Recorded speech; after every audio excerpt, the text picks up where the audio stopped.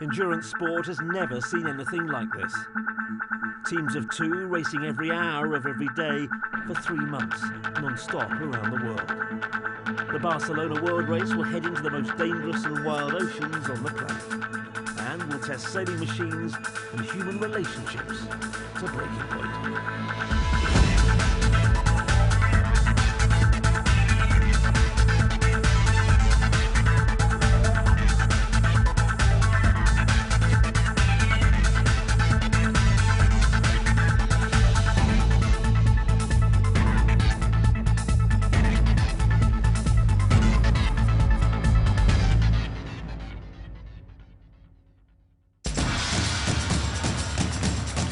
It's 3 months since 9 two-person teams left Barcelona to begin a non-stop race around the planet. Within weeks of the start, 4 boats had crashed out in the brutal Southern Ocean. Patrick Verback, the team of Frenchman Jean-Pierre Dick and Damien Foxall from Ireland, have led the race for the last 20,000 miles. The second-place British boat Hugo Boss is gaining on them. Forced to stop in New Zealand for emergency repairs, Britain's Alex Thompson and Australia's Andrew Cape have been reeling in the leaders, but they're running out of time. Behind them, the battle for third, between Temenos, skippered by partners of 20 years, Dominic Varve and Michel Paré. And the all-Spanish team of Javier Sanso and Pachi Rivera on Ruta Madrilena, desperate for a triumphant homecoming.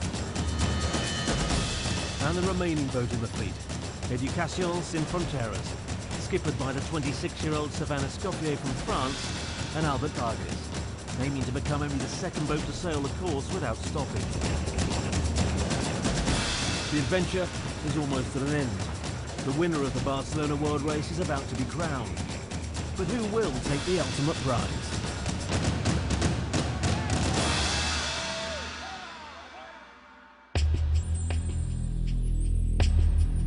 Allô, allô. Mais vous m'entendez là? Vous m'entendez? Allez, salut JP, c'est Luc. Ouais, salut Luc, ça va?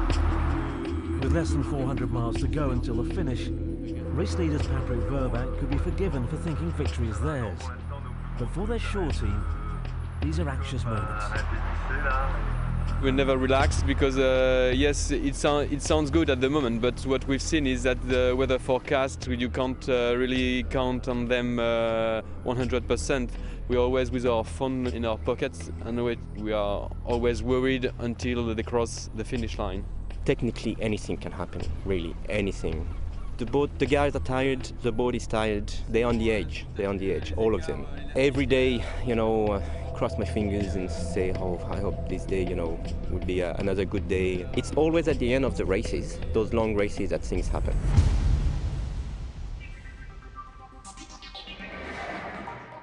For now, at least, the boat remains intact. The crew is prepared as ever as they pass the Straits of Gibraltar. Barcelona is but 3 days away. Ça va Damian? Il n'y a pas que des chimpanzés à Gibraltar, il y a aussi des gros cargos. Regardez ça. Some monkeys on the rock and cargo ships and a lot of wind, big waves. That's Gibraltar. And as the end of 3 months at sea finally draws closer, time for reflection. What's the hardest thing about being on a boat with another person for such a long time? Well, it's just a question of privacy, maybe, that sometimes you need your own time and you have somebody on board looking at what you are doing. But Damien is an easygoing person, I am an easygoing person, so everything should go well and has gone well. Allez Claire, marque-nous, putain! Has this race changed you as a person? I think you age quite a lot at sea, you know, especially in a difficult situation like this, you age a lot. So apparently when you age, you get wiser. I hope that's the case. I get the feeling that towards the end of the race, I'm a little bit more impatient, and that's probably just lack of food, a little bit of sort of 20,000 miles under my belt, and I'm looking forward to getting in now. In second place, British boat Hugo Boss continues to eat away at Patrick Verback's lead, but they're still 300 miles behind, running out of racetrack and running out of food. What are you doing, KP? I'm having what's left of the Vegemite because we're out of crackers. Just eating it with a spoon. So we're out of Crackers. Rye Vita. Rye Vita. It's quite nice actually. Refreshing. On board, the appetite for competition has not diminished either. But whilst there's always a chance that something may break on the leader's boat, other options for Hugo Boss winning are running out. So what's next, KP? Maybe 2 days getting into the to Gibraltar, then a couple of days getting up. We're going to catch them? No.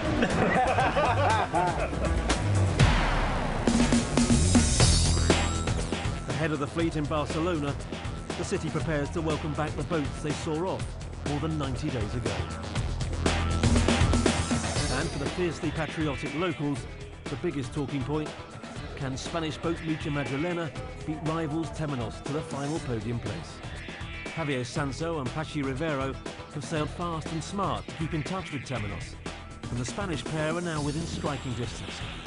Right now, the best thing here, I think, is to conserve these 80 miles and try later on something. I mean, he knows we're going to try to do something. We are not happy with 4 positions. We want to go into 3rd, so we're going to fight until the gun of the finish line is for one of us. On Temenos, the response is immediate. Nous, on n'a pas l'intention de lâcher notre 3e place. We have no intention of letting go of 3rd place. It's true, sometimes it is exasperating because they're always there, behind you, and we'd like to put more distance between them and us. But it really pushes us on, and they'll have a real fight on their hands if they want to take 3rd place of us. Little girls, little boys, play on the concrete heap. Every day, another day, just to play. I can't wait to see his face when he sees Ocean. And I can't wait to see Ocean's face as well. We are where. For Damien Foxall's wife, Susie Ann, the wait is nearly over. I don't think you can really get used to it. Well, for the short period, it's okay, but 3 months is very long, very, very long. I always told Damien not over 2 months, but this time it went over 2 months, but... We are where. Sometimes I didn't know if I should tell him new things that Ocean were doing, if he would just miss him a lot more if I tell him. But Ocean has a lot of new things to discover still, so he'll be enjoying that. Damien left home at 16. His father, Roger, will be seeing him complete his 7th circumnavigation.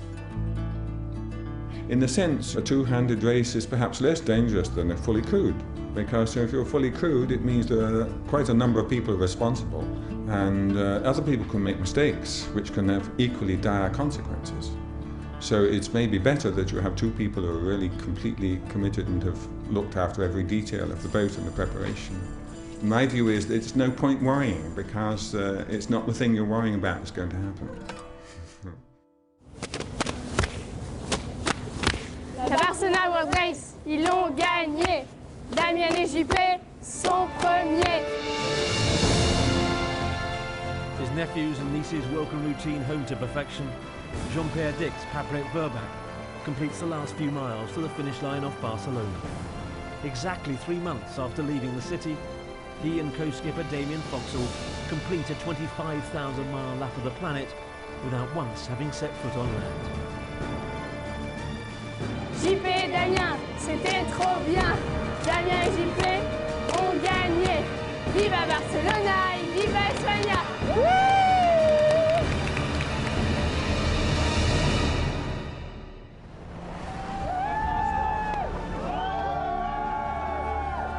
On the evening of their 93rd day at sea, the French-Irish partnership crosses the finish line.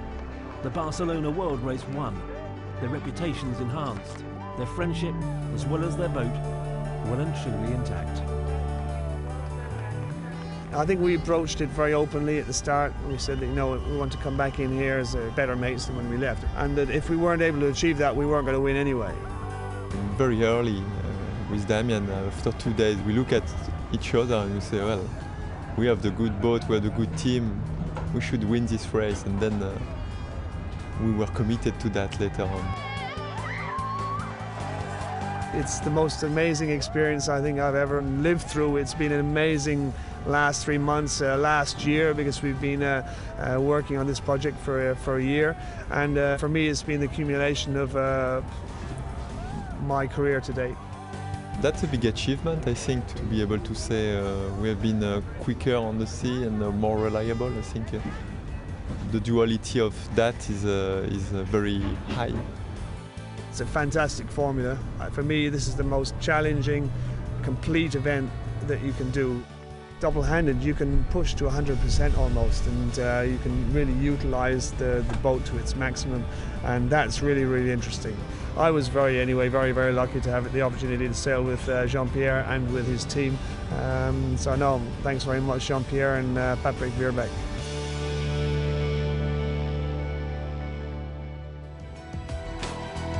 The winner of the Barcelona World Race has been decided, and the British boat Hugo Boss is on course for second, but has one more storm to get through. In third, will it be partners for 20 years, Dominic and Michel, or will the home crowds be cheering Spain's Mucha Madrilena?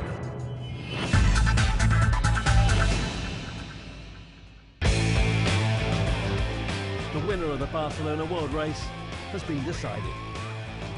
The champagne is on ice for Britain's Hugo Boss, heading for second, but with a storm between them and the finish line. Partners for 20 years, Dominic and Michel, have been in third place since New Zealand, but the Spanish pair on Mucha Madrilena are making it a fight for the final podium place.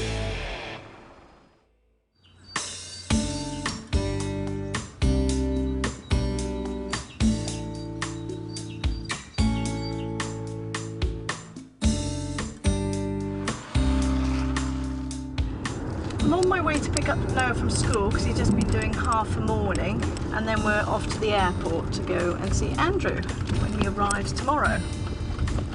Hopefully arrives tomorrow. For Andrew Cape's wife Gail and son Noah, getting to Barcelona means simply packing a few things and driving to the airport.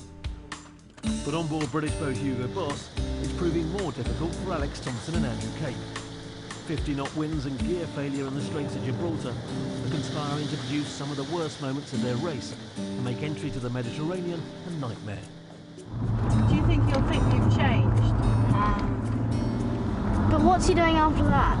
Then I hope he'll just come home. And retire? And retire. Imagine if he suddenly took up gardening, Noah. It would be a disaster. He won't take up gardening. No, I don't think he would.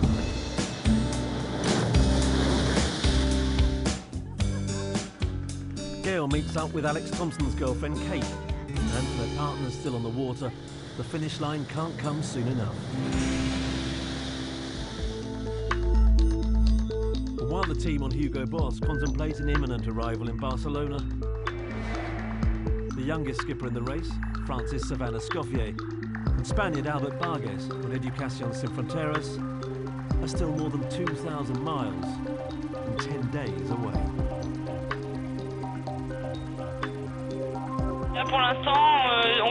For now, we're going to continue north or northwest. We won't push too hard, and we'll just continue our route to Barcelona steadily. The last 24 hours have not been so good. Our speed has not been great. You have days like this.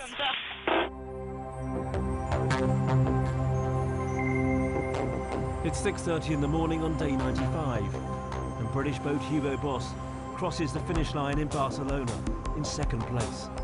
The distance between them and the leaders around the same time as their two-day pit stop in New Zealand. Hello. How are you?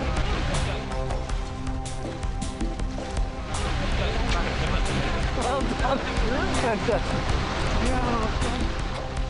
For the British skipper, the greatest achievement in his sailing career. Best moment was breaking the world record for sure.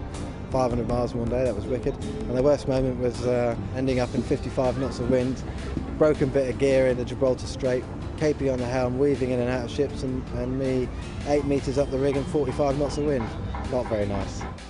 I always said before the start, a third of the boats wouldn't finish, a third had stopped, so you're always expecting something to go wrong. You're always thinking about it. The first night a boat failed, we had to actually backed off deliberately to avoid failures. As time went on, we had more and more of a laugh with each other. So one of the nicest things was doing it with somebody where you're having fun all the time, and if you're not having fun, I don't think you're going fast. It hasn't been done, has it, in 90 days at sea for 2 crew. So that was new, so no, that was an unknown, and it certainly wasn't a problem. One of the funniest ones was, you know, we had 30 knots of breeze up and 400 square metres of sail up, and both our rudders were pointing to the sky, and you know, it wasn't very nice, but we both had a good laugh about it. Best moments, that's hard to say because you look at a lot of best moments. It was just, you know, the humour on the boat between the two of us. It was just, you know, without that, you'd struggle. So, you know, we had a lot of laughs, and the rest is yacht racing at the end of the day, and that's what we're out there for, to be honest, to win the race. That's why I do it. Unfortunately, we didn't do that, so that's another good reason to come back.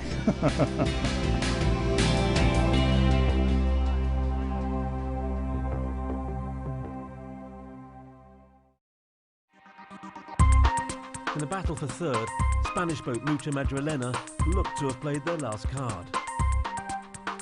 Gambling on an easterly course, which failed to pay off, they slipped to 250 miles behind race-long rivals, Dominic Varve and Michel Paré on Temenos. To catch up with Temenos, well, let's see, we've got 600 miles to go and I can get the boat to maybe within 180 miles of them. If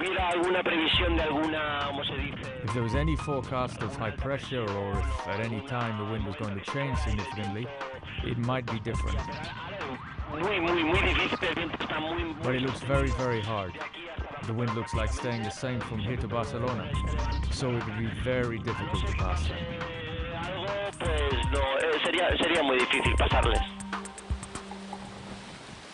On board Educación Sin Fronteras, Savannah Scoffier and Albert Barges are still pushing hard towards Barcelona.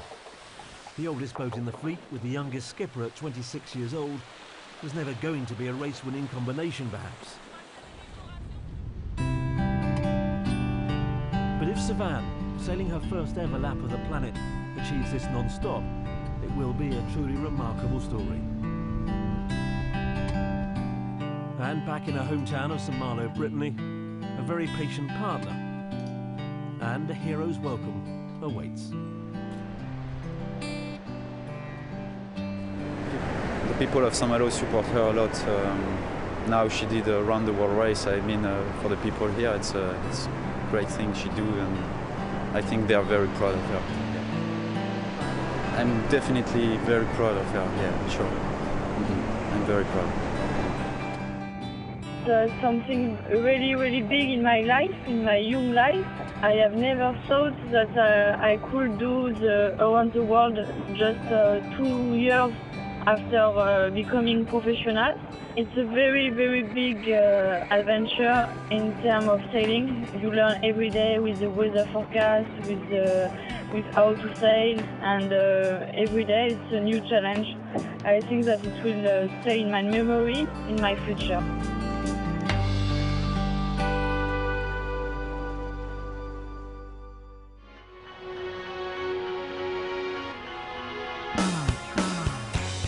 Until day 99 that the match race for the last podium place is finally settled, when Temenos slips through the Dawns across the finish line.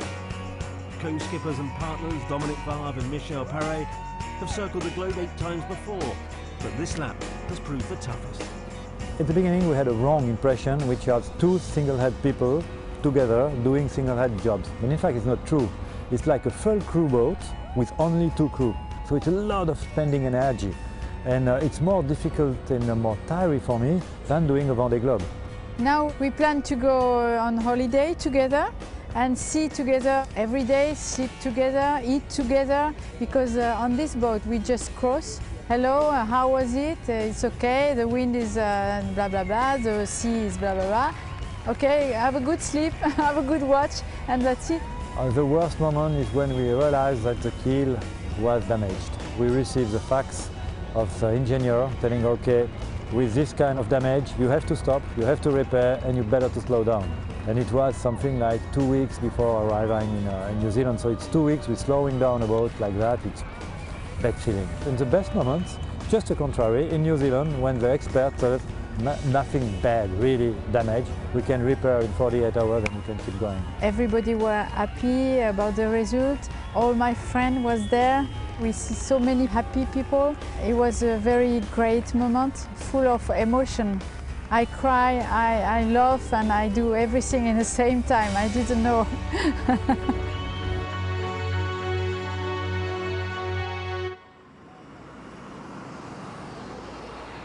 A day later, and Pachi Rivero's wife Marta faces up to the prospect of actually seeing her husband again. The whole of Pachi's family is here. There's something like 18 of us with all the kids and the adults. We are very nervous and we are getting ready and we want to know what time the boat will arrive. We are very, very excited. From the hotel, we'll go straight to the harbour to see what's going on and try to get some more news.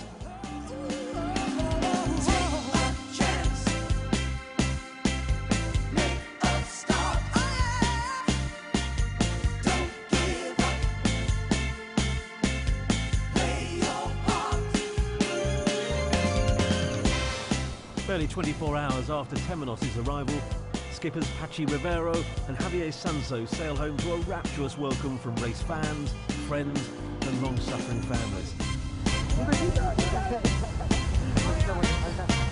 Just 35 miles behind Temenos at one stage, their unrelenting struggle to make the podium has come to represent the real spirit of the race.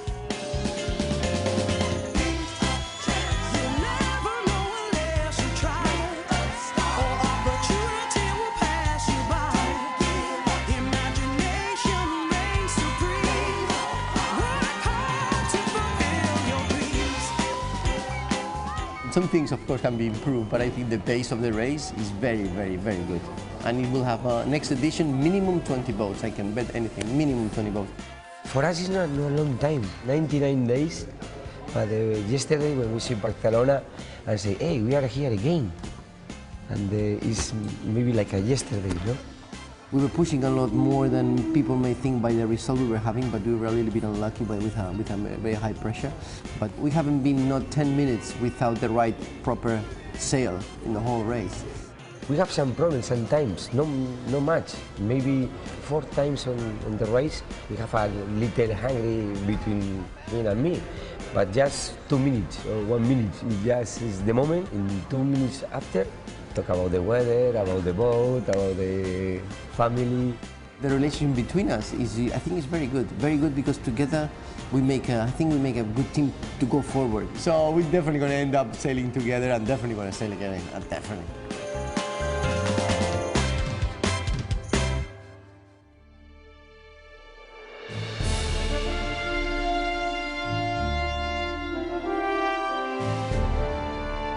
Endurance sport had never seen anything like it. The Barcelona World Race tested sailing machines and human relationships to breaking point and delivered an epic ocean adventure.